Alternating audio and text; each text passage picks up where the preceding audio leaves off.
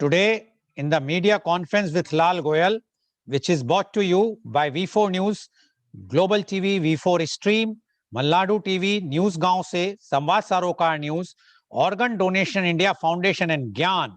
Our endeavor is to enlighten you about the current topic. And today, the topic is very, very current, controversial, very relevant, and very hot.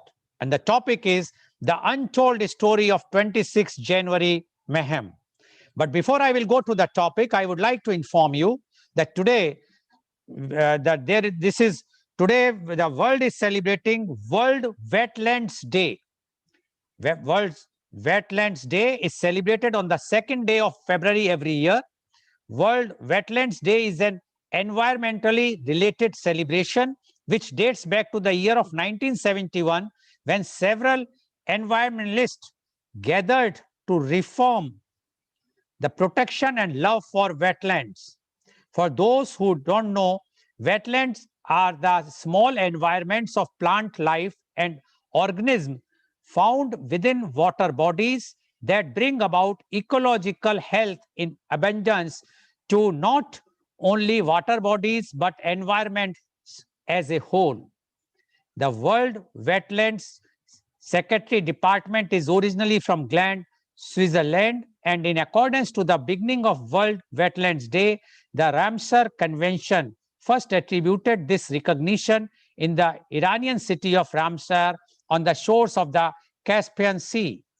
This day serves to recognize the influence and positive production that wetlands have had on the world and in terms brings communities together for the benefit of Mother Nature. This day also raises global awareness because wetlands play a significant role not only in people but in the planet. Media conference with Lal Goel. Wish you all happy Wetlands Day. Now coming to our main topic, and that is the untold story of the 26th January mayhem. An old saying goes like this: if something looks like a duck, swims like a duck, and quacks like a duck, then it is probably a duck. The telltale signs of striking similarity between the Republic Day riots and mayhem unleashed in the heart of Delhi by so-called farm law protesters. The anti-CA riots that took place in the same city last year, as well as the Arab Spring violence that triggered civil wars in several states of the Middle East, are too profound to ignore. This perhaps brings to the fore the fundamental issue of whether the anarchic violence that Delhi faced not once but twice in the last 1 year were disparate incidents of attempted civil unrest orchestrated by a bunch of rough elements, or whether there is a bigger conspiracy to pin down, cripple, and debilitate India from within. Terrorism in India, according to the Home Ministry, poses a significant threat to the people of India. Compared to other countries, India faces a wide range of terror groups. Terrorism found in India includes Islamic terrorism, separatist terrorism, and left-wing terrorism. India is one of the countries most impacted by terrorism. On January 26, the chants of Raj Karega Khalsa were heard loud in Delhi as actor turned activist Deep Sandhu handed over a Kesari flag to a man to hoist on the ramparts of Red Fort on Tuesday afternoon. Deep Sandhu has been attempting to take the leadership role of the movement despite him being shunned by the farmer unions at various stages. Sindhu took over the main stage at Singhu along with gangster turned activist Lakha Sidhana. They announced that they would hold the march inside Delhi. Deep Sindhu had a plan ready, and first they started a march of their own before the official march of the farmer unions. They then positioned their henchmen in large numbers at a road turning towards central Delhi. From there, they directed other tractors towards Red Fort instead of the agreed route. The volunteers who had tried to intervene were outnumbered by Deep Sandhu and the Sidhana group. In a video posted on Facebook, he said that they had hosted the Nishan Sahib at the Red Fort while exercising their democratic rights to protest. He said that in such a protest, people's anger flares up and you cannot blame one person for inciting the protesters. He also said that they went to Red Fort as a symbolic protest and did not remove the national flag. He further said that we hosted the Nishan Sahib as a sign of unity in diversity. The unfortunate violence near Red Fort on Republic Day is an eye-opener, and it holds lessons for the law enforcement agencies and the police. Any crowd has the potential to turn hostile, more so if it is a leaderless and there is no uniformity in command. In this case, adding fuel to the fire were the irresponsible statements made by certain leaders for political advantage. 26 January violence comes in the backdrop of undesirable elements infiltrating the protests. Earlier, posters of Umar Khalid, among others, were seen at a protest site, and that should not have gone unnoticed. It was imminent that violence would break out, especially if the protesters were allowed inside Delhi. The Delhi police 37-point directive to the protesters was issued only on January 25th. This could not be implemented at a short notice for an agitation of such magnitude. The rallies should have been escorted by police volunteers. That way, the farmers would not have lost their way, as some unions have claimed.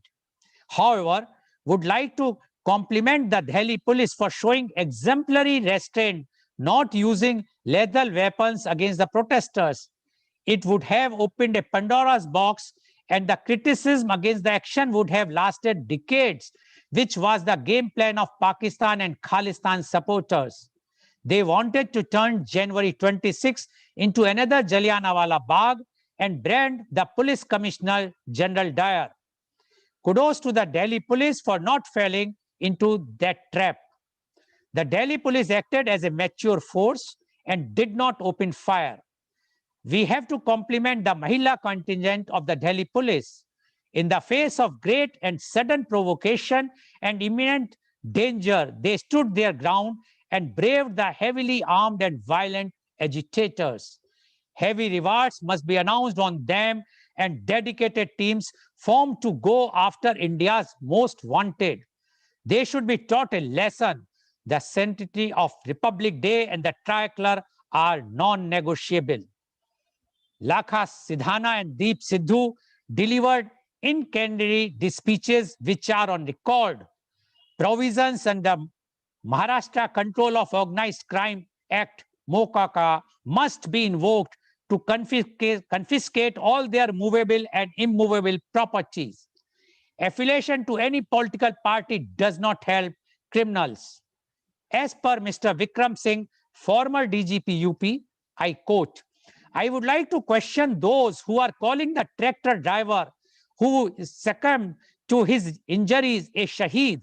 The entire nation has seen his reckless driving, ramming into police barriers because of his own indiscretion and dying as a consequence. Let us not glorify that which is a criminal and anti-national, unquote. And to discuss very, very important topic today about the untold story of 26 January mayhem, we have a very elite, expert, knowledgeable, learned panel with us.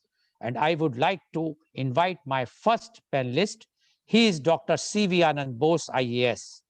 Dr. Bose is one-man expert commission on labor to prepare an action plan for the welfare and development of the workforce in the context of COVID-19. Dr. Bose was former head of disaster management, Government of India, and Central Drought Relief Commissioner, Government of India. He is also the principal advisor, Government of India Heritage Project. He was the Vice Chancellor of National Museum, University of Delhi. He has authored 40 books in English, Malayalam, and Hindi, including novels, short stories, and essays. 4 of his books have become bestsellers. 4 books on Vastu and architecture, and 1 book on housing received prestigious the Sharjah International Book Fair Award. Dr. Bose is a housing expert, innovator, writer, orator, and visionary. The path-breaking institutions set up by him, such as Nirmiti Kendra Building Center, District Tourism Council, and Habitat Alliance, have been replicated at the state, national, and global level. He was the head of prestigious Supreme Court Committee on the Treasures of Sri Padmanabha Swami Temple. Dr. Bose addressed United Nations General Assembly and specialized sessions 5 times on various international issues. Dr. Bose is a recipient of 31 national and international awards, including United Nations Global Best of Practice Award. He also received prestigious Jawaharlal Nehru Fellowship. Kerala government termed him Lord of Ideas. Former Prime Minister Mr. Manmohan Singh called him inspired civil servant, and our Honorable Prime Minister Mr. Modi called him man of ideas. Welcome, Dr. Bose, on our show. Dr. Bose, you are the former head of disaster management. Although generally the disaster comes for the floods, earthquakes, etc. But this is also one form of a disaster, man-made disaster, not God-made disaster. And very, very unfortunate. We might have a political differences. We may have different ideology, but our nation is in the forefront. Our tricolor is our honor. Nobody, no one has authority to touch our sentiments on these issues. What has happened on 26 January has been seen by everybody, not only in Delhi, but entire world saw this. Why it has happened? What was the reason? You know far more being in the government, and you have seen so many things earlier in your vast experience as a IAS officer. So the untold story of 26th January mayhem, Dr. C.V. Anand Bose, IAS, please. Thank you, Mr. Goel. It's very unfortunate that on this Republic Day, India was under attack. India was under attack by the enemies within the country. India was under attack by the enemies and frenemies outside the country. India was under attack by the Break India brigades. India was under attack by a combination of unholy forces, which include Pakistan's ISI, the jihadis, the ultra-left, and all those who wanted to divide this country into Tukda Benega team. But India showed its internal strength, the strength of Indian democracy, which was personified in the police force of this country, which exercised restraint to avoid a carnage on the streets of Delhi. Now let us know who are all responsible for this. The cat is out in the bag. Not one cat, but many cats. The leaders of the so-called farmers' movement, they started distancing themselves from the incidents which took place on 26 January in Delhi. You know, the farmer leader, they had asked their people to come with lathis along with flags. A lot of incendiary statements, inflammatory speeches, directions, exhortations, which were given to the people, are all there in the public domain now. Then the rush for distancing from the incidents. All the political parties, they found that they have been exposed. Their violent guile has been exposed before the people of India. They also started distancing from this. In fact, the movement fizzled out because it was, everybody knew, it is wolves in the clothes of sheep that paraded themselves on tractors, helter-skelter, on the streets of Delhi. Now, it has really petered out the very day it started. For instance, they had to withdraw their parliament march, which was proposed earlier, and two of the leading organizations which participated in the so-called farmers' agitation, they withdraw formally from the scene. But now they have again ganged up. And what is behind this?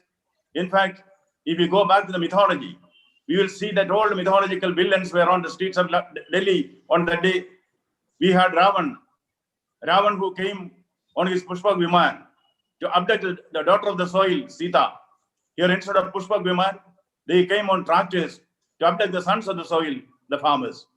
We had the wily Shaguni there. Shaguni knew full well that he cannot defeat the Pandavas and the Kauravas through force. Because Shaguni had a reason to do what he did. Shaguni's sister, she was forcibly taken by the kings of Indraprastha, forcibly imprisoning her father, the king, and 100 sons. Shakuni was the only survivor. He had the duty to avenge the act of the Pandavas or the Kauravas on them. He knew he cannot win over by force. Therefore, he divided the Pandavas and the Kauravas, and we know what happened next. Shakuni was very much there on the streets of Delhi that day. I saw Pudana there. Pudana, who pretended to be the loving mother and tried to suckle to death the young child baby with her toxic milk. I also saw Judas Iscariot stepping out of the Bible and there for 30 sovereigns going to betray his master and guru. This was the scene which we witnessed there. The Goel and Wild of all the characters who are anti-India, the Break India Brigade was there within. And who funded it? The funds came from Khalistanis, from Pakistan. Now it is very much clear on record. I have the statistics before me, not collected from the intelligence department, but from the public domain. It is said the Babar Khalsa of German unit of the Babar Khalsa was paid 5 crore rupees by Pakistan's ISI to foment the trouble. Fund collection was also done in various countries, in Italy, France, in UK, America, Switzerland. Yes, fund collection was there to aid and abet the crime which was done on the streets of Delhi that day. And from the Canadian connection to later, if you give me a chance later. And each tractor which took part in this were offered 1 lakh rupees. If there is any harm happens to a tractor, 2.7 lakhs. There is also the 250,000 US dollars for who can install, host the Khalistan flag on the India gate. So this was a calculated attempt to destroy the democracy of India, to divide this country into 4 or 400. I think India has exposed those who are behind this. That is why the agitation started petering out. And now, what is this agitation all about?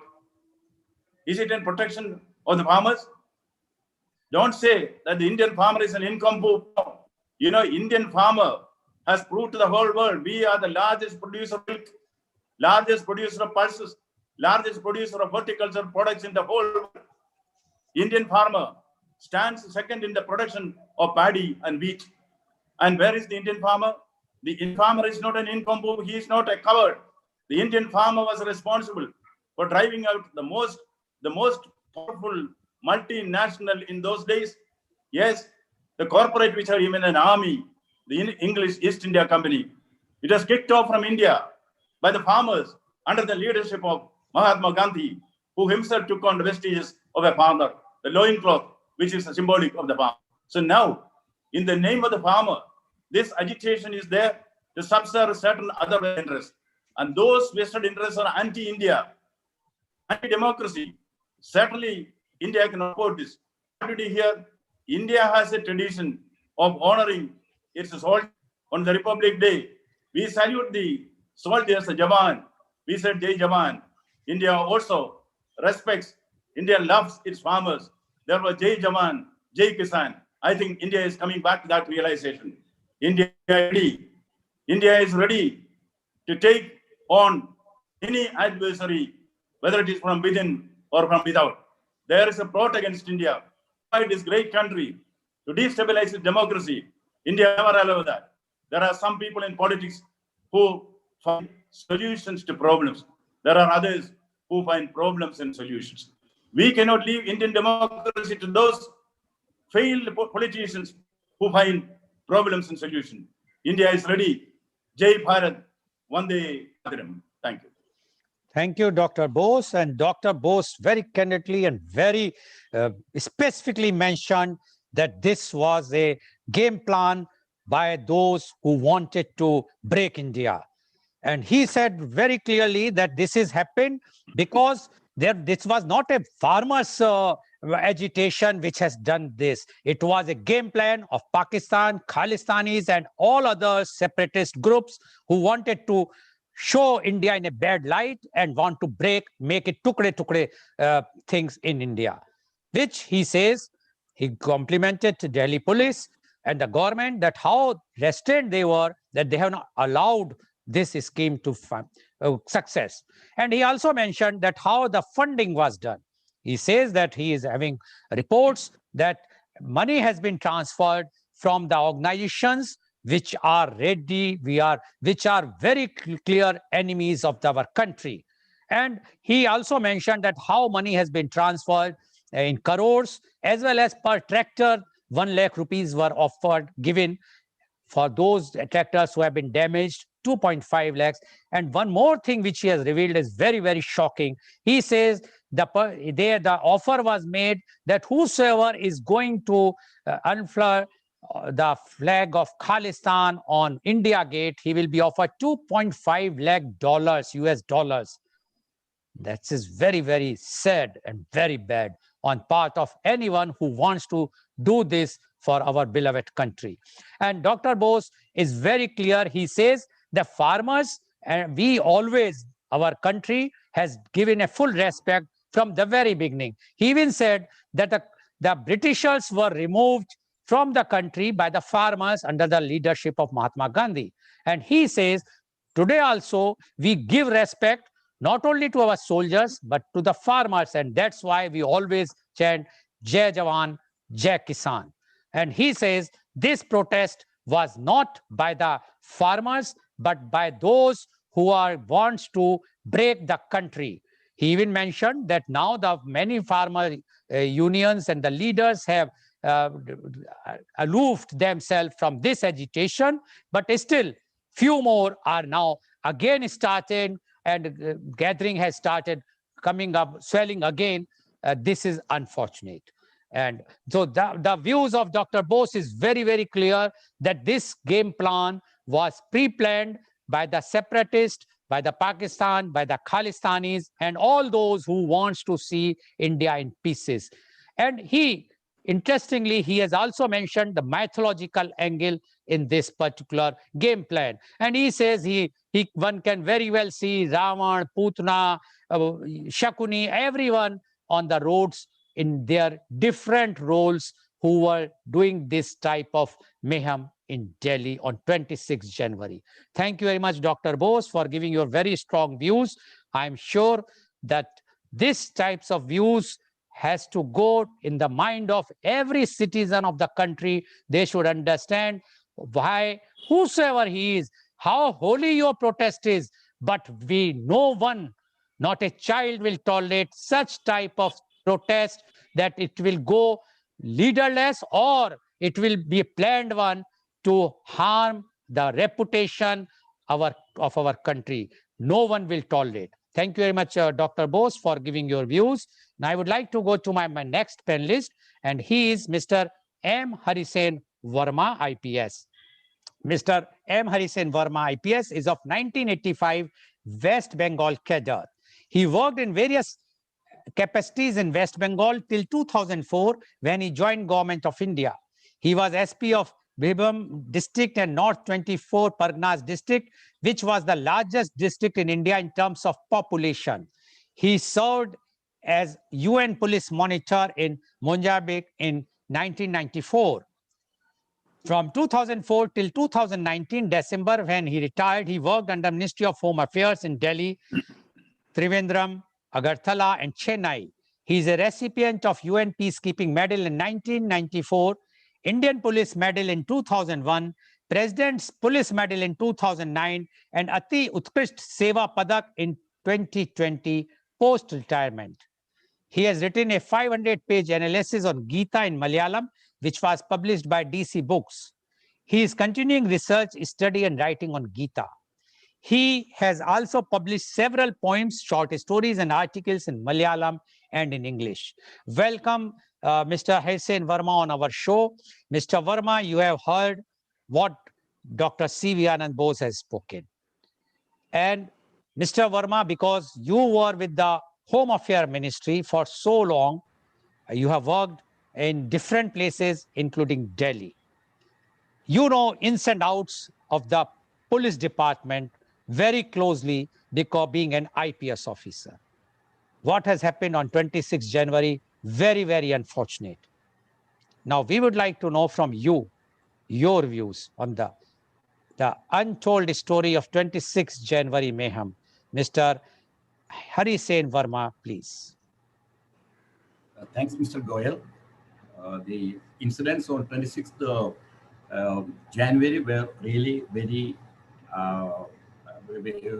grave, and as Sri Ananda Bose sir told also, it has exposed the uh, extremist elements working through the farmers' agitation all through the previous months.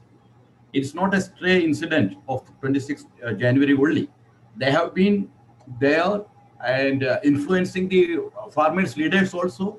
That's why, despite the central government going out of the way for talking with them and even offering to postpone the implementation of these laws for a period of 1.5 years, despite cross section of our society having approved, supported these laws, and a bulk of the farming community of the country are also not against these laws, even though efforts are going on to mislead them. So this is I mean, outcome of Western interests. And within that, now it has been exposed that there were extremist elements also. The farming leaders cannot absolve of their responsibility. They had given the agreement with the Delhi police. There were 36 points. They were not restrictive, points. They were basically like so you should have identification cards with you. You should have the tractor drivers should have driving license. There should be adequate provisions for water supply like that, and there should be this minimum number of this thing tractors, say 5,000 tractors and 2,500 volunteers. So these were all there, and they were to close from 3 points after 12 o'clock, after the Republic Day parade is over. So these are all there. And these people, remember, just before that, the Supreme Court also had, Honorable Supreme Court intervened and appointed a committee also, that also they had rejected. So these extremists were supported internally by these farming leaders. It seems to be they knew these leaders, but you have told that they tried to isolate them. But then it would have been much better. They could have definitely isolated them very well in these 3 points. Their leaders should have been present. Their top leaders, where were they? They were not totally absent. And it's not that they come at 12 o'clock and then only close. They are there for the night, previous night also. They're supposed to be there. The farmers were camping. They were all there. Still the extremist elements came inside. So that means guilt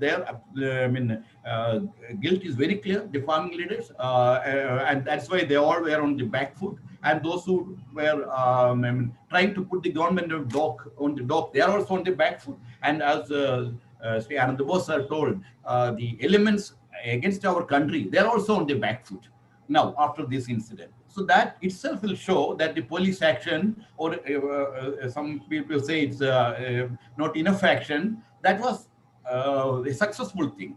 We will judge a police action after the outcome, whole outcome. It's something to be professionally done, say law and order situation tackling on the streets. That's why we cannot judge that sitting in another place in the comforts of our room. Those who face the crowd, they only can really judge it finally. So that's why the law has given power to a sub-inspector of police and above to declare a crowd as unlawful assembly and take enough action up to the extent of firing, creating fatalities also. That's also given, but it has to be very discreetly used. And before any such law and order situation, there will be a lot of discussions among all levels of policing and also with the political executive in a commissionerate system like Delhi. So all must have happened, and police has to act within that framework and parameters, because the political executive knows he has a larger overall view, and the action of the police should not lead to repercussions all over the country, should not put our country or our leadership or our government in a weak wicket, so that the anti-national elements can further further go on with their agenda. So that way, I will fully support what I must say that the police has run reasonably well. And there's another general this thing that there's intelligence failure. Generally, there, people do say that if some incident happens, there's an intelligence failure. Number one, I would like to say that we will never be able to know for sure whether there was an intelligence failure or not on any issue, any law and order issue, unless we get that inputs from very reliable sources later on. That's difficult to get also, because intelligence inputs are only shared very confidentially, and secretly also. So mostly it is what is assumed, and people will generally say that if there's any law and order failure, it's only intelligence failure. It's not like that. It can be failure on the part of the executing law and order agency also. Or how to judge an input or intelligence input, whether it is actionable, how to make it actionable. These are all, there are several steps after that. So, to identify, it's also possible that the intelligence must have given clear information, but I feel that there were bad elements here who wanted to create such a situation, as you told, like Jallianwala Bagh, you told, Mr. Goel. So, it's possible that their bad intentions were conveyed and to the law enforcement agencies, the Delhi police, and that also, and to the political executive, that must have also prompted them to act with very discretion and very delicately handling the situation. So these are all I have to say. And yes, there could have been, some people will be saying that these people are allowed to go to the Red Fort, allowed to hoist a flag of the Sikh, revered flag of the Sikh community. Is not a Khalistani flag, but that is there. But at the same time, the police did its all best. Police was not that police was away from the streets. They were in adequate force. So if the situation would have gone for worse, definitely police would have intervened strongly, more strongly. That could have been the police plan. So that we cannot rule it out. And there were so many police officers who were injured. I think there were 394 police personnel injured. And despite suffering all these injuries, they were very patiently, they did handle the crowd. At the same time, they used the lathi charge and tear gas also. So these are generally what I can say. These are the points. And yes, we can definitely, a situation could have been handled better. When if somebody goes to a ground, he may be able to say, or they have done their best, and maybe it's not possible further in the circumstances. So sitting here, we cannot judge all these things. Whatever I find is that so far the government and the police have handled the issue well, and the people have, those are anti-national, they have been exposed. And I believe that slowly these their clout on the farmers will come down, and farmers, the supporting farmers of Punjab, Haryana, and West UP will see the reason. And as Anandabos sir told, there's Rakesh Tikayat, he was on the video saying that please bring lathis for this day. And this gentleman, Deep Sidhu, he was also saying on video after the incident, saying that whatever he has done was, along with the other farm leaders, and they backtracked later on. They became cowards. So definitely there was a plan, and it was a wider plan. And through that plan, these bad elements had infiltrated, and they were trying to do something more than the plan also, their own separate plan within the plan. It often happens like that. The anti-national elements and all, they can sneak in and do even worse things which the overall planners also may not be thinking. So this all happened, and it was handled better. The Ripple Day parade was not thwarted. And there was an attempt even outside India, same day, in Rome, in the Indian embassy, there was a gathering outside of the Khalistani supporters who who destroyed our constitution, and the Khalistani flag was hoisted there. And again, in Washington, D.C. also, outside the Indian embassy, these Khalistani supporters had come, and with the Khalistani flags and all.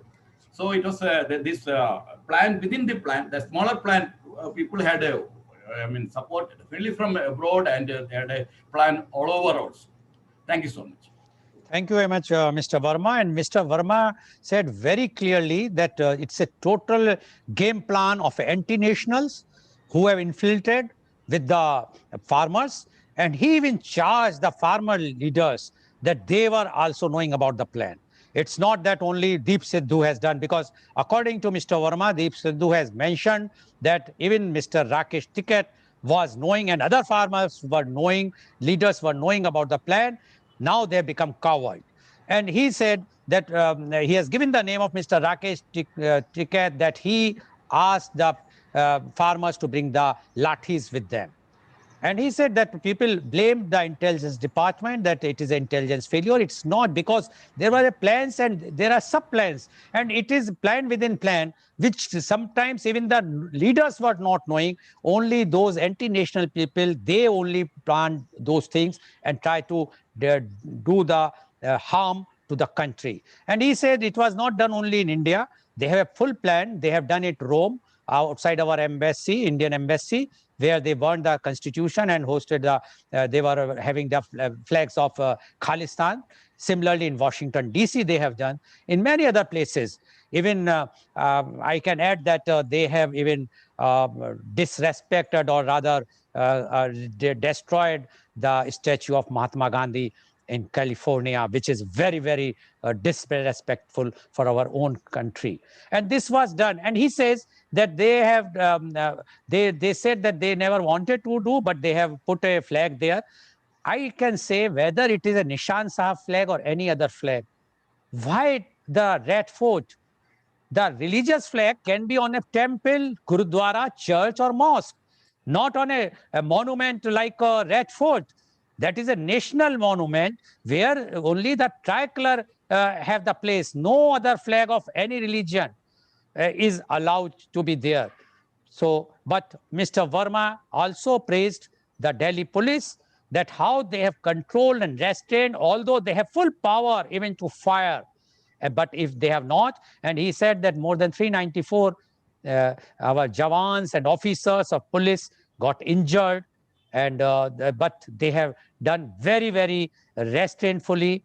And even the fact is that only one farmer died, and that too with his reckless driving. And the way I'm sure many of our viewers might have seen on the television, it was shown live telecast, that he was driving his tractor on the police force.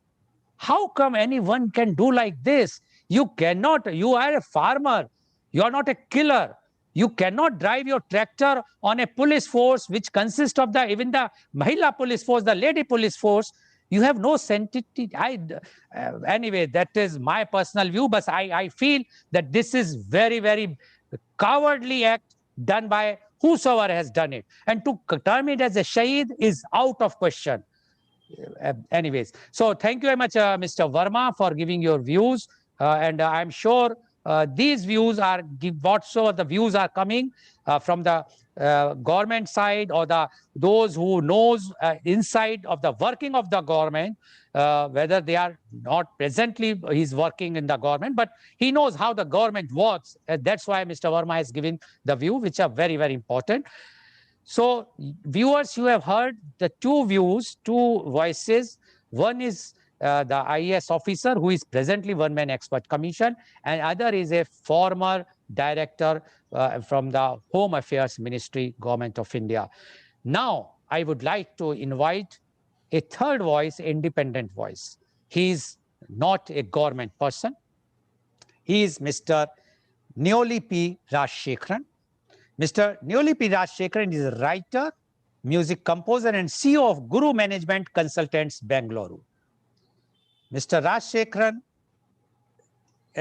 is creative and social active, includes publishing 6 Malayalam novels and over 40 short stories.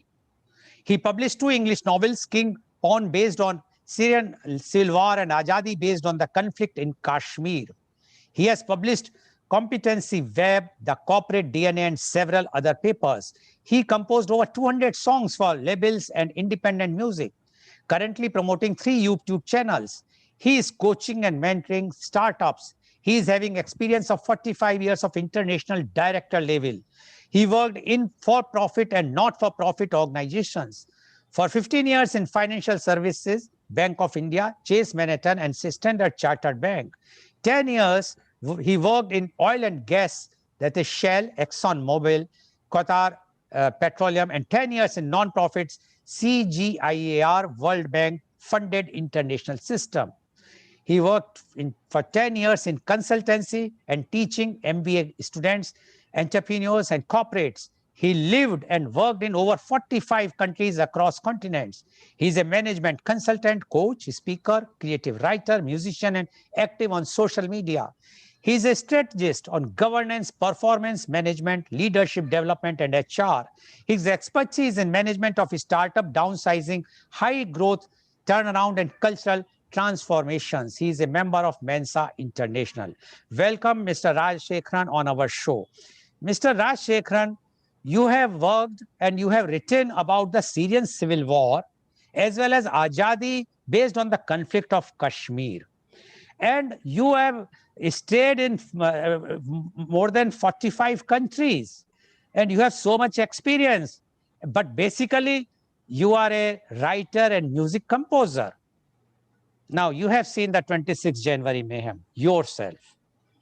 Now, we would like to know your views, the untold story of 26th January mayhem. Mr. Neoli P. Rajshekharan, please. Thank you, Dr. Goel.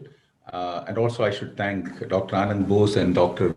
Harisena Verma, both of who have expressed their very valid points of view based on their extensive experience and exposure with the government systems. I don't have that, so I'm going to base my views and my observations on a very different platform. So let me first of all say that whatever they have said, I endorse that. I agree with that because there are things that should never have happened. But rather than going to an emotional reaction on it, I thought if I was talking to a group of MBA students on one of my courses, like if I was doing Power and Politics is one of the courses that I run for MBA students, a very unique kind of course. So then I started looking at what is happening here. Let's step back for a minute and say, what is this all about? And then I came to a certain way of looking, which I would like to share with you, which may be slightly different from the previous speakers. Now, civil disobedience, if we may call that, is nothing new to us. Now, Gandhi practiced it, Gandhiji used the same technique, and he has been successful in that. But there are certain things about civil disobedience which we need to look at to make it legitimate. There are two things about legitimacy. One is relevance. Is it relevant to the context? Secondly, is it legitimate? So if you look at disobedience, civil disobedience, in whichever way you look at it, it's a non-violent resistance of people against anything, maybe a law made that they consider is morally or politically wrong. And that's fine. But it's only one of the means of a political process when other struggles have failed. This is very important. When people are not open to negotiations, when people are totally locked and the people in power are not prepared to listen to you, it's very legitimate to do that. Now let's start comparing that with what's happening here. There have been several attempts for negotiations. Farm leaders have rejected, including a Supreme Court of India stay order on the farm laws, as well as the involvement of the Supreme Court itself of the appointed committee. 9 rounds of talks, as far as I know, have taken place between central government and the farmers, represented by farm unions between 14 October and 15 January. All were inconclusive. The government has decided to give a window of about 1.5 years for further discussions and negotiations. That's been rejected.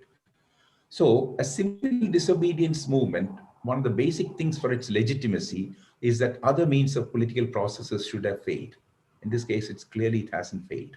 It has been made to fail.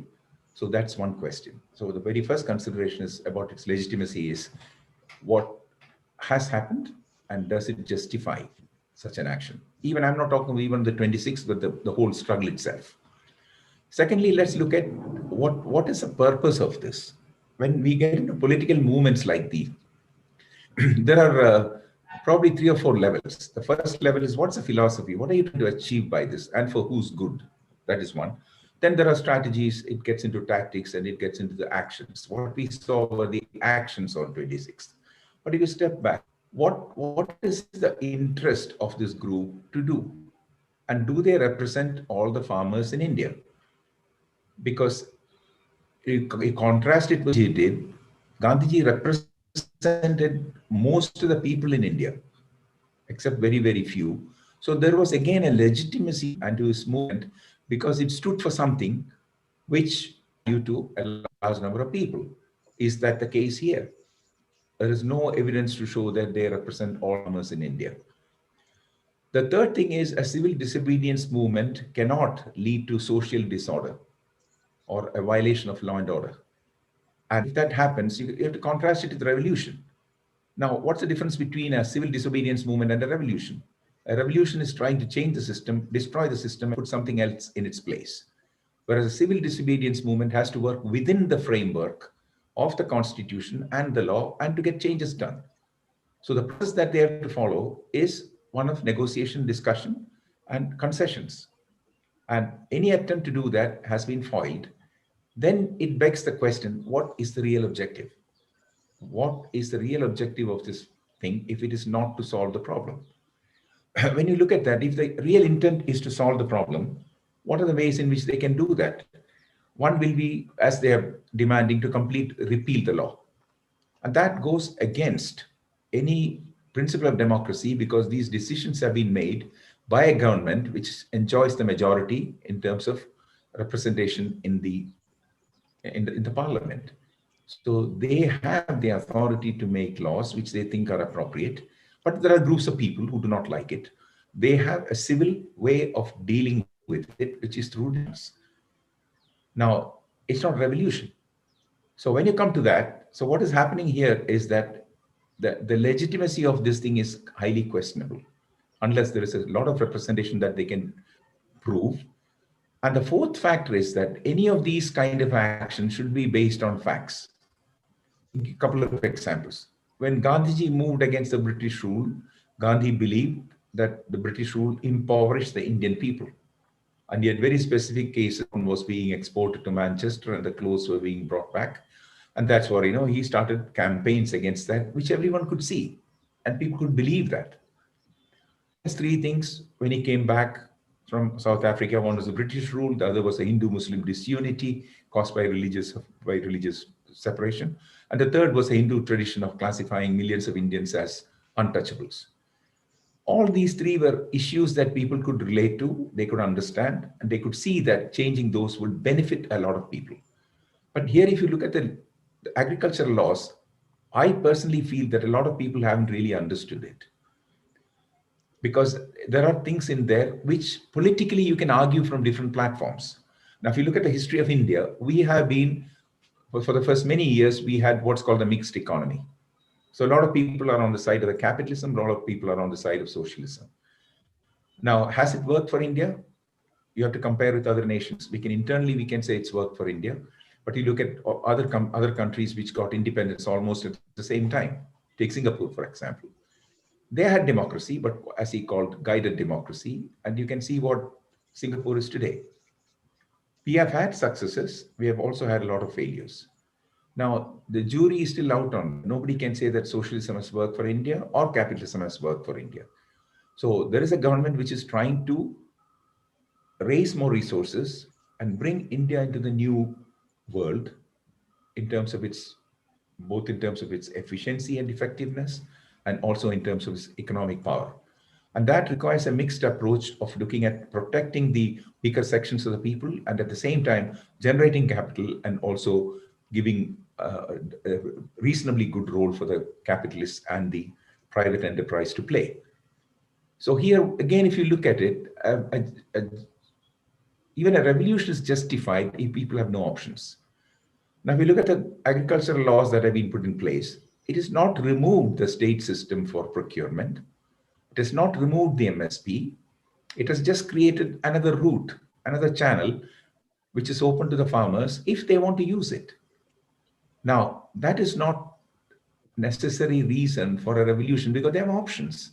Now, nothing stops the farmer from today from not using that option that has been created. They can still sell it to the states, the procurement systems. What stops? So when you take disobedience movements, there are two kinds of disobedience that can happen. One is to disobey the law which is being protested against. Gandhiji has done some of those in South Africa. If there was a law about a particular kind of registration, he refused to do it. That is protesting against the same law by not complying with it. Now, this is not a mandatory law that has been passed. It's a law that gives options. There's nothing to protest because if you don't want to use it, don't use it. The second is protesting by disobeying other laws to make their point. Then it point, as the previous speakers have talked about, of law and order.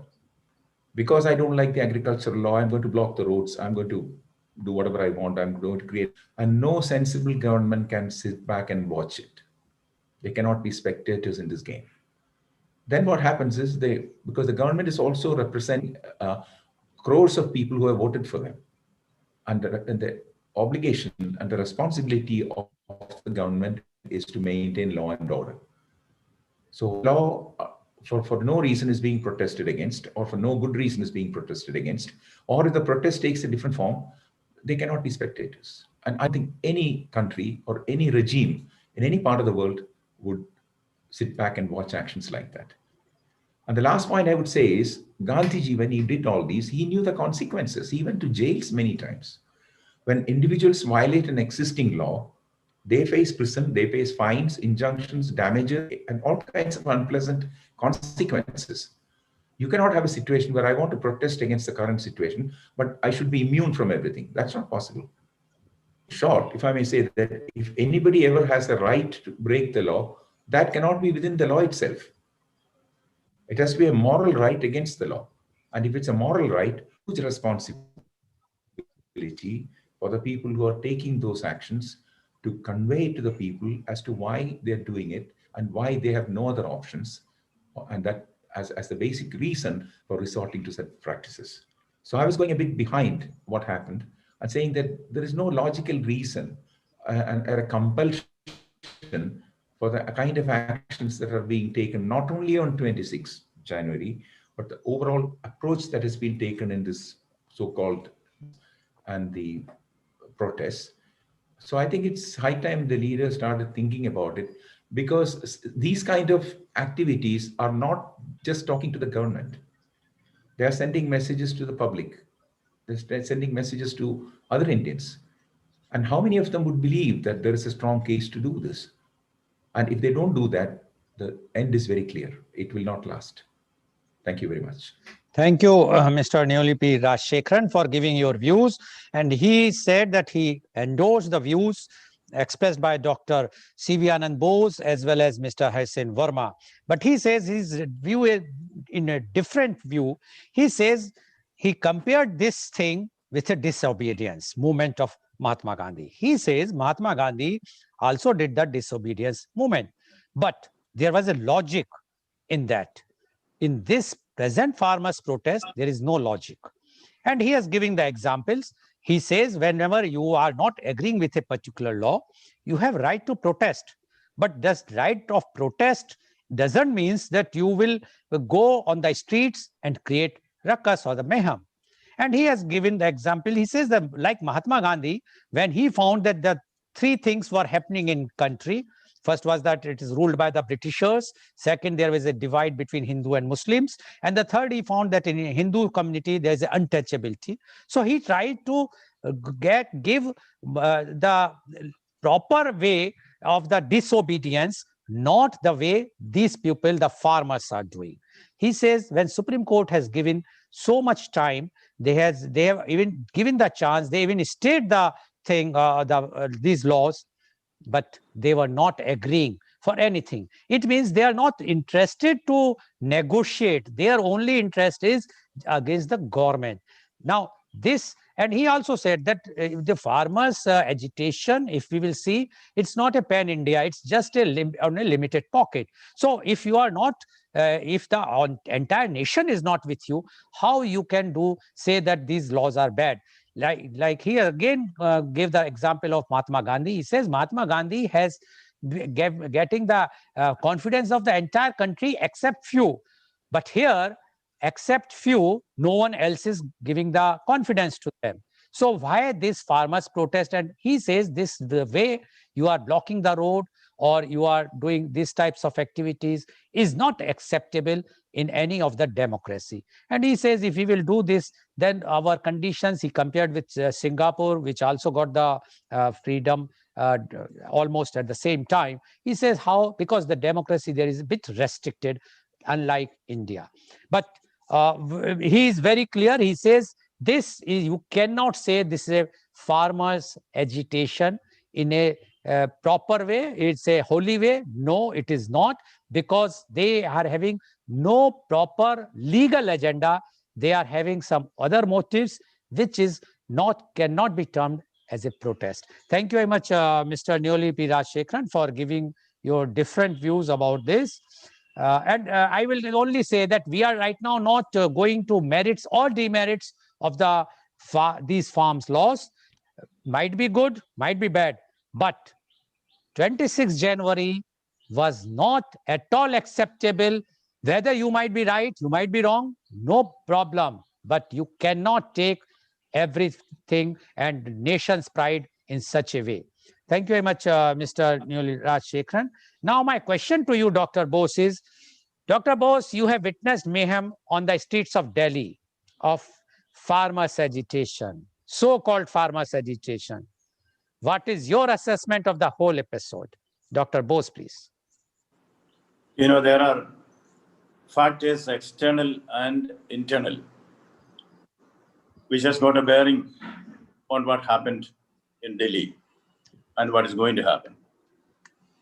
The external aspects, there is a strong Canada connect for this. I can quote what the Canadian senior journalist, Sri Tariq Fateh. He's a Pakistan-born journalist, settled in Canada, very senior person.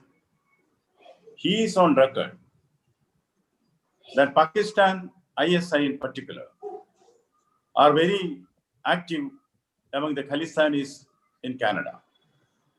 As you know, recently, one of the MPs of Trudeau's ruling party, he was expelled because he stated that within the ruling party, extremists are infiltrated. It took only 1 hour for the party to decide to expel this. That so much is a strength of the Khalistanis within the Canadian administrative and political system. So many of them are MPs, and they have formed a very strong lobby, which is doing its best to decry the interests of India. They still hope of a Khalistan resurgence in India. Therefore, the Canadian connection is something which is very strong, which has to be taken seriously. In the city of Vancouver, where there is no Pakistani citizen as such, there is a consulate of Pakistan there. In the guise of the consulate, what they are doing is to whip up passions against India and consolidate the Khalistan forces to rebel against the country. Now, Mr. Harisan Verma would know it better. The recent explosion or attempted or misfired explosion in front of the Israeli embassy, I think that is also the part of an attempt to turn India back to hub of extremism. Extremism and terrorism has been built by India successfully in the last few years. But any attack on Israel, whatever it is, Israel has got a strong policy of counter-terrorism. Golda Meir, who later became prime minister, she was in charge of avenging the killing of the carnage in the Munich Olympics, where all the athletes of Israel were butchered by the Palestinian terrorist organization. Even the last butcher was put to death by Israel. When asked, Golda Meir said, she was asked, why go after these people after long years? She said, that is an unmistakable message which Israel wants to give to anybody. If you harm us, We will be behind you till you are finished. So read it together. Somebody somewhere is trying to turn India into a hub of terrorist activities. And number two, the political inside. I said external and internal factors are there. Internally, the movement had almost fizzled out on the day of the mayhem there, because the people started disowning the movement. Now it is again coming back. That is because of internal political reasons. There we find the resurgence of Jat politics. Jats are there in Haryana. The Sikh Jats are there in Punjab. They are there in UP.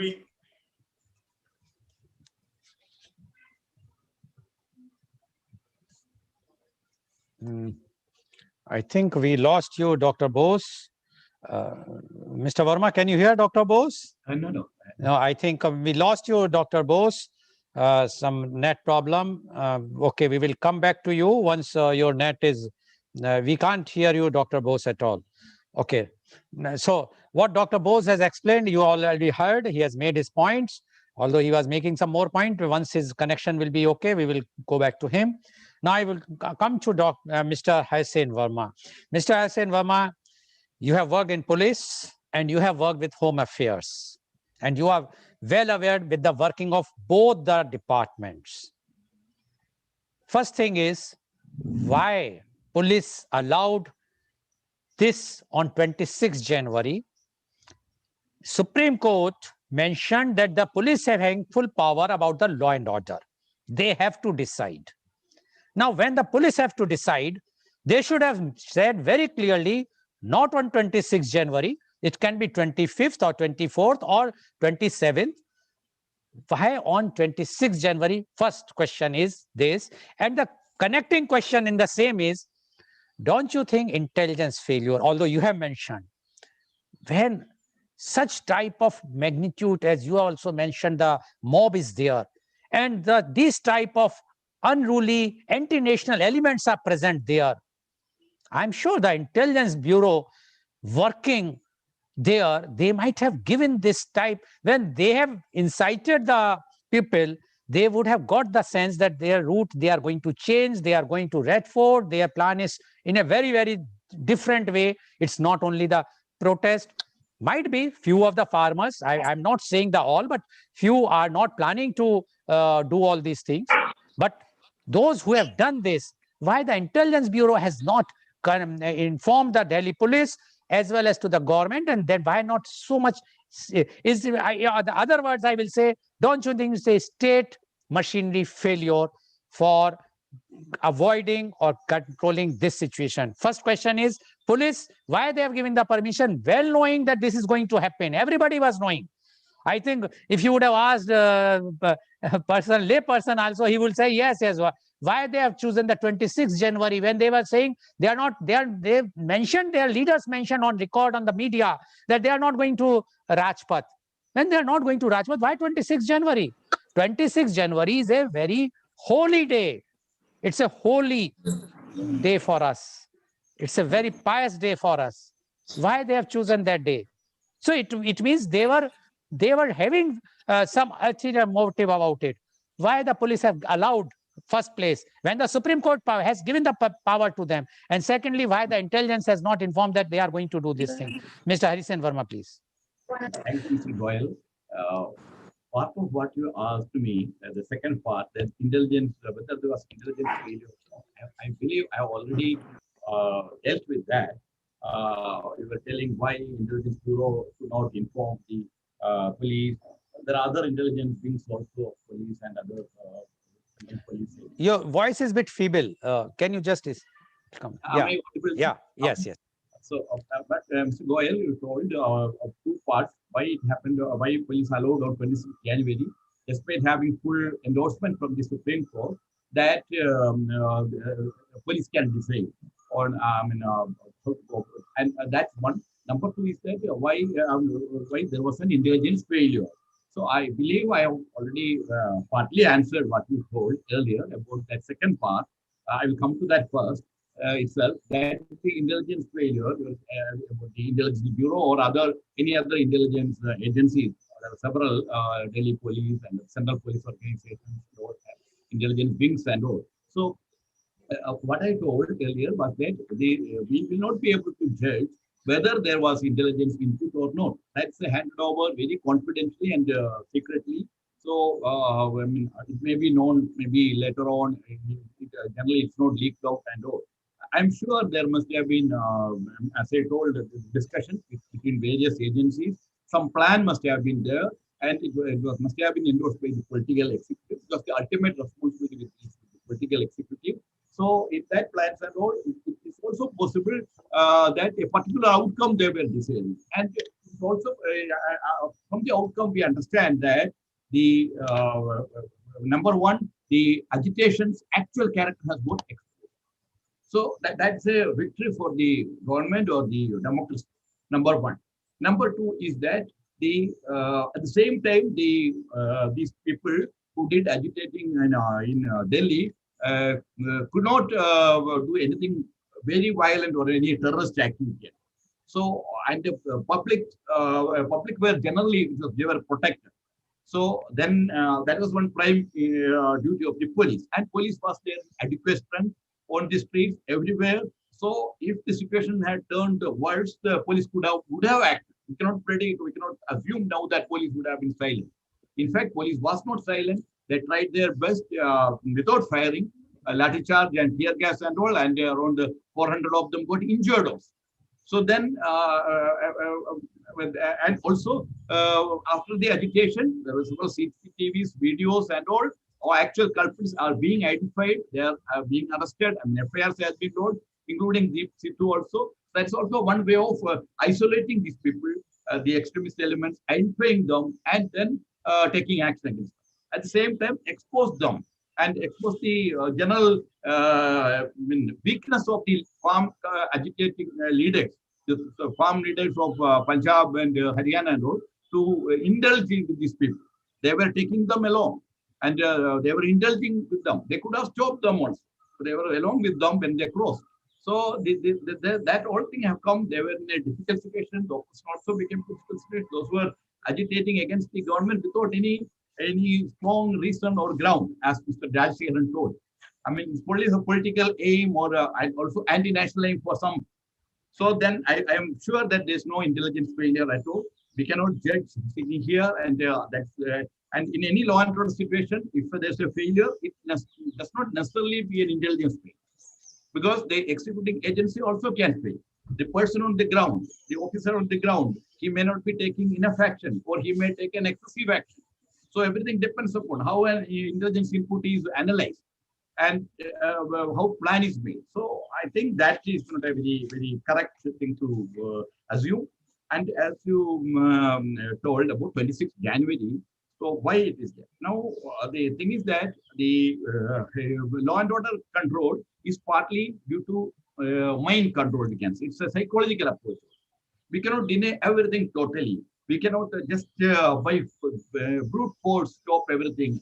So we have to give concession and get some concession. We discussed with them, and there were some 36 points were made, and they agreed with that, and they will close only from 3 points. So we will also be prepared, and that 3 points only. And note that they are surprising. With surprise, they come from different points. So then, and we cannot, even though it's a very holy day for us, once the Republic Day celebrations, major portion, the parade and other things are over, there's no real reason to deny them. And then that will be too harsh. Let us generally in any law and order situation, we give as much concession as possible. So that is not it has not harmed. It could have happened 27th. The same elements could have created havoc, like try to create havoc like this, or even more, 27th. So maybe if we had denied that, there would have been a much bigger, protest. They will get a ground to criticize the government and the police. No, you see, you are not allowing. The parade will be over in the first half. Why don't you allow in the second half? So they will be putting the police in the weak wicket. So police was confident that it will be able to prevent the worst. So it's something like the Delhi riots last year, or the Delhi riots of 1984, or the other Jallianwala. No, this police was confident, and police allowed, and generally reasonably well police has handled. So that's what I have to tell Okay. about this. Thank you. Thank you, Mr. Verma. My only reservation for 26 January was because the police was busy in the parade side, the Rajpath. After all, that is also that much require lots of security there, because when VVIPs were attending the parade, definitely the police has to keep the security and they were engaged there. And to stress them here is what difficult. But anyways, you have made your point. Now I would like to go to Mr. Raj Shekharan.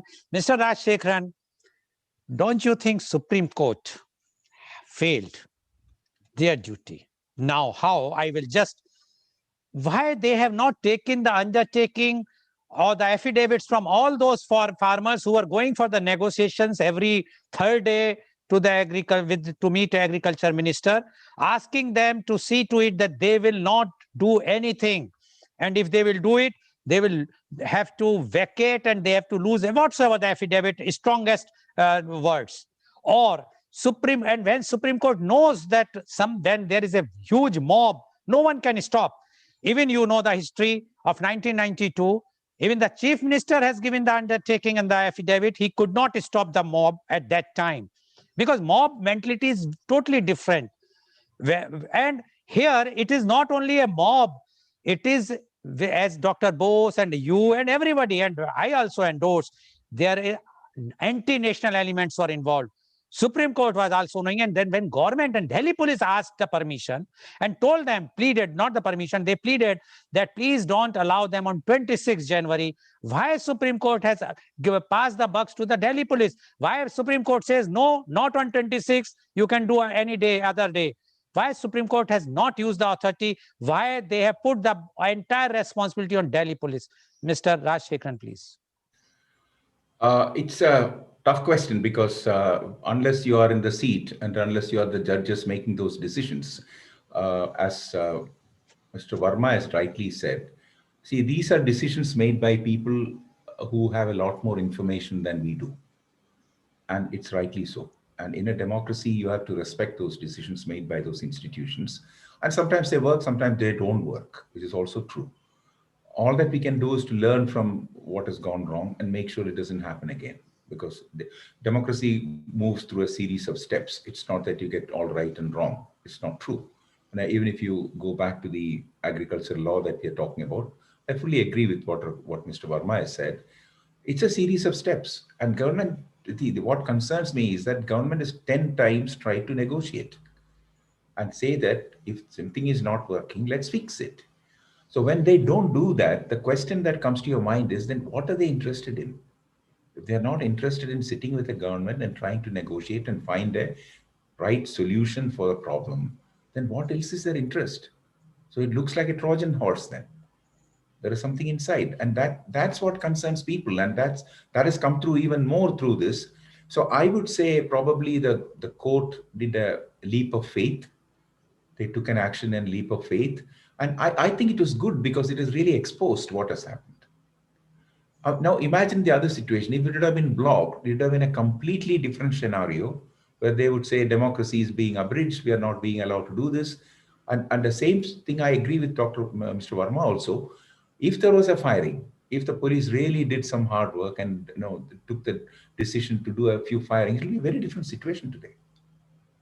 And God forbid, some real farmers died in the process, not the culprits. It can happen because a mob is a mob. And then when the balance sheet is drawn, it will only be shown that there were 3 peasants who got fired. All the other will disappear because the entire scenario will change.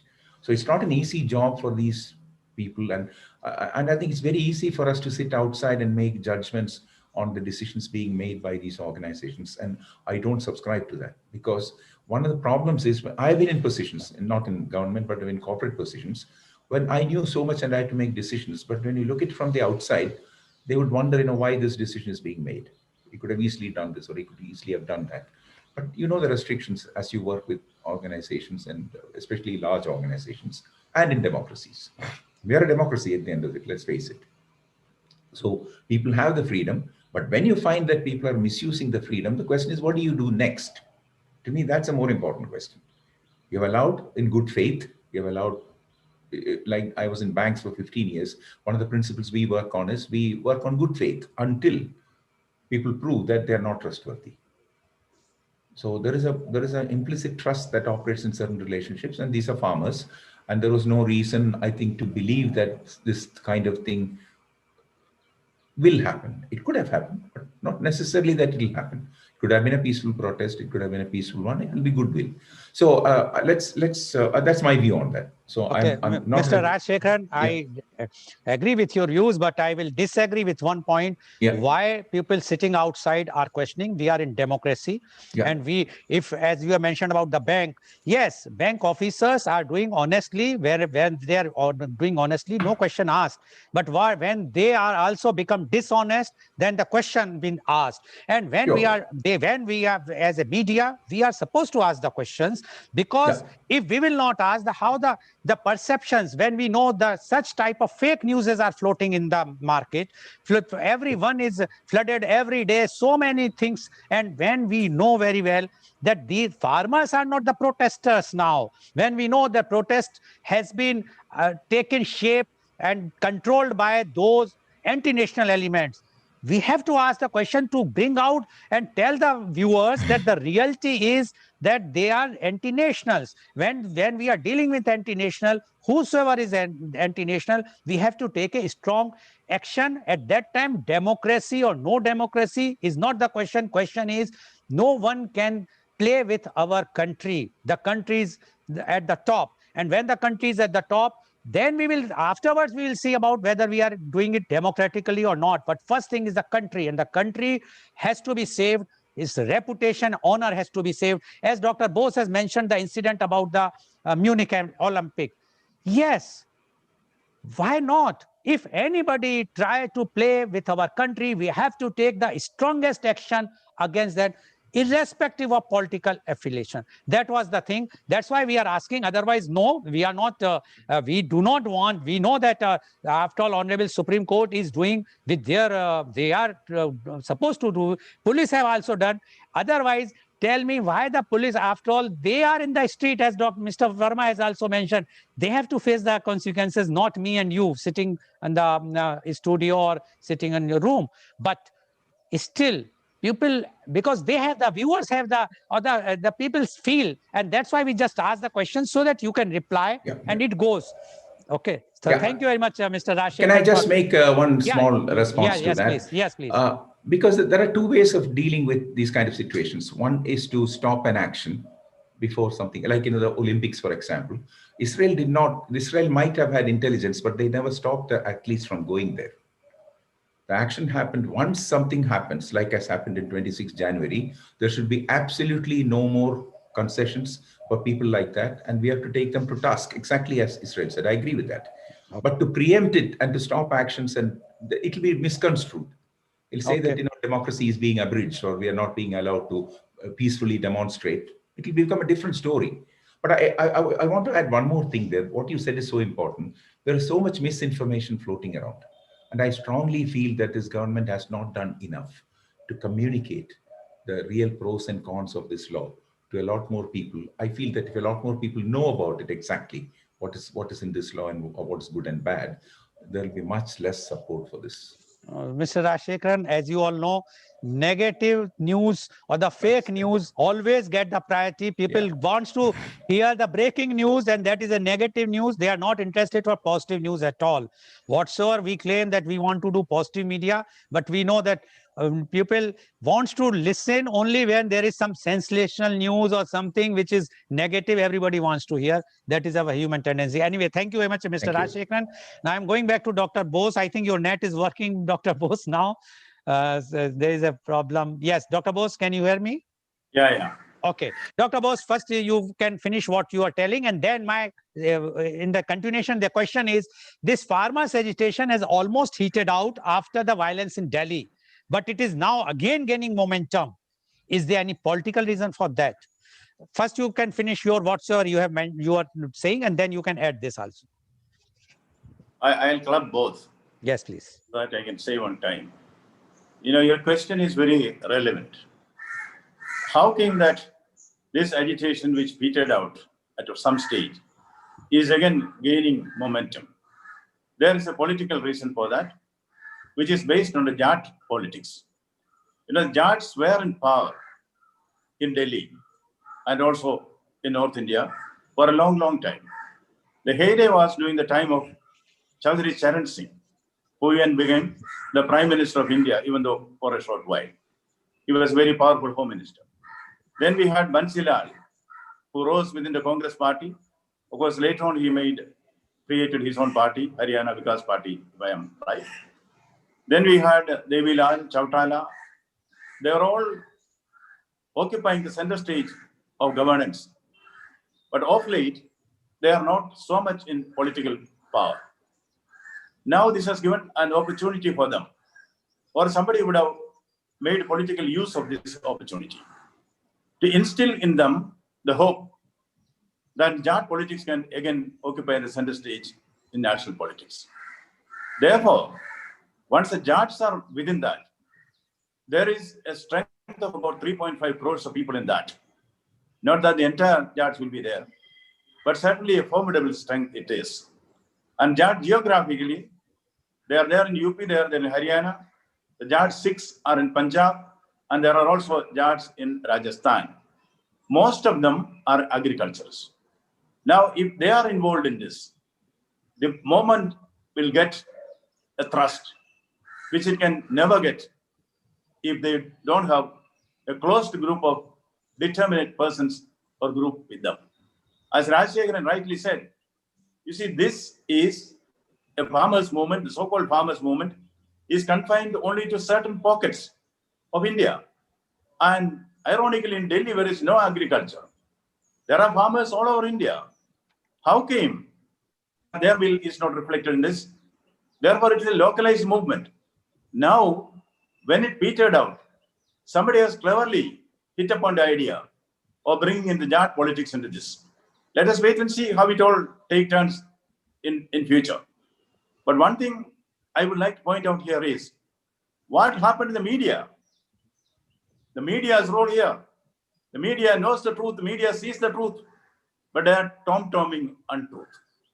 I'm not running to the entire media, but many in the media who try to distort truth and present it, untruth is presented as truth before the public. Why?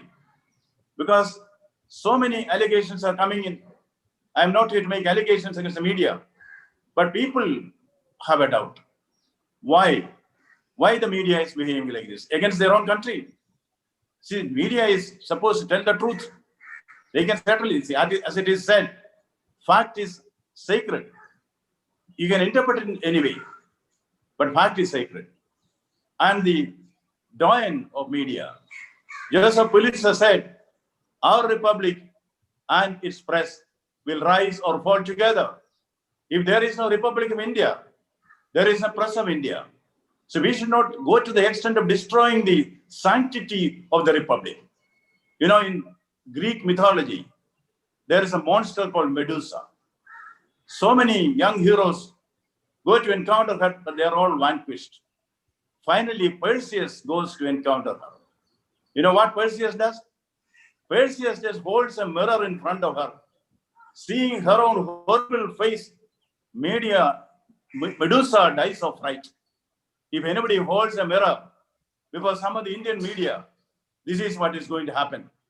And if anybody attributes ulterior motives or even pecuniary motives for this, they cannot be blamed.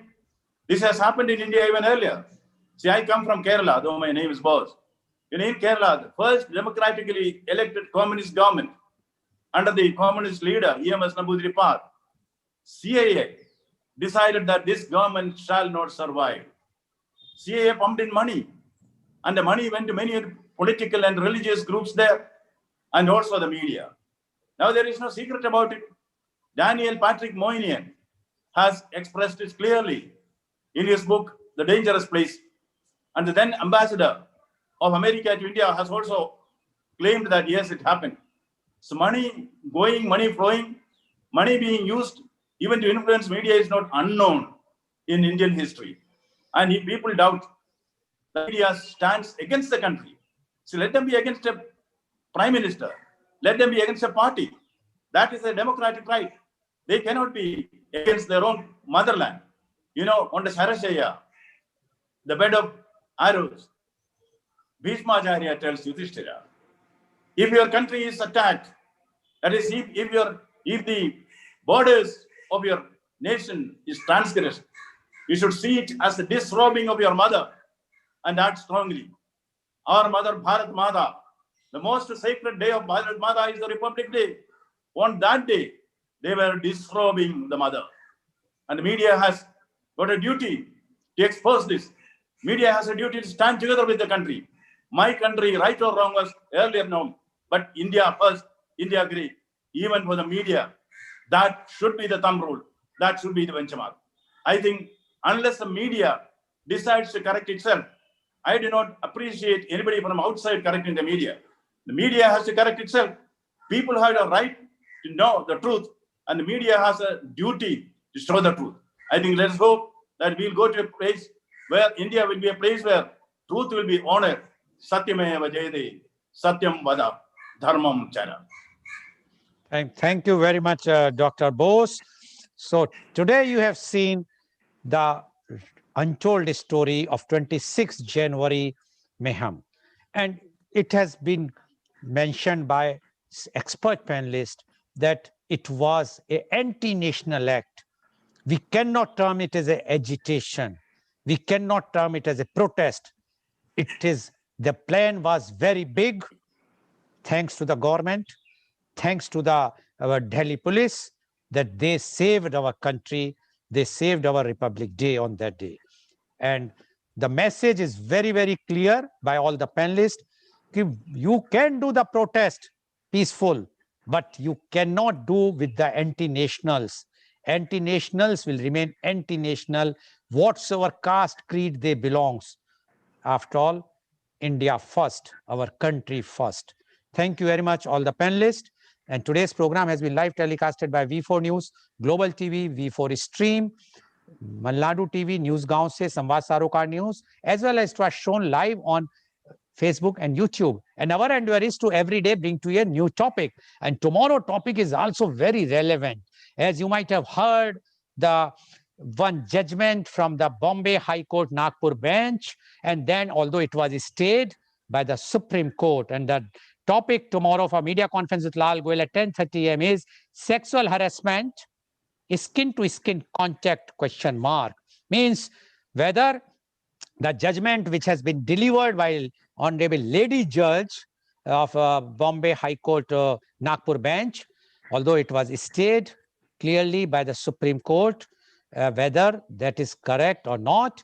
We are going to discuss that point, and our panelists are Honorable Justice Anjana Prakash, Senior Advocate, now former Judge, Patna High Court, New Delhi, Advocate Kanishka Tyagi, Head Business Strategies, Legam Amicus, New Delhi, Advocate Divya Goel, Partner, Legam Amicus, New Delhi, Advocate Srijan Mishra, BLLB Honors, LLM, Research Scholar, Maharashtra National Law University, Nagpur. So please tune in tomorrow for media conference with Lal Goel at 10:30 a.m. Thank you very much, Dr. C.V. Anand Bose. Thank you very much, Mr. Hussein Verma. Thank you very much, Mr. Raj Shekharan, for giving your views and enlightening the correct story of the 26th January. So please, viewers, don't go for the fake news which are floating about the 26th January and afterwards.